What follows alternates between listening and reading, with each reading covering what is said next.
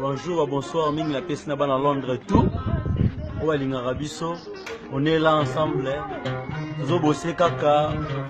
Un jour, boyo kama mboyo. Ainsi, mambo m'a jeté. Et puis si la salutation na président na Ibrahim elle est dans Zambé.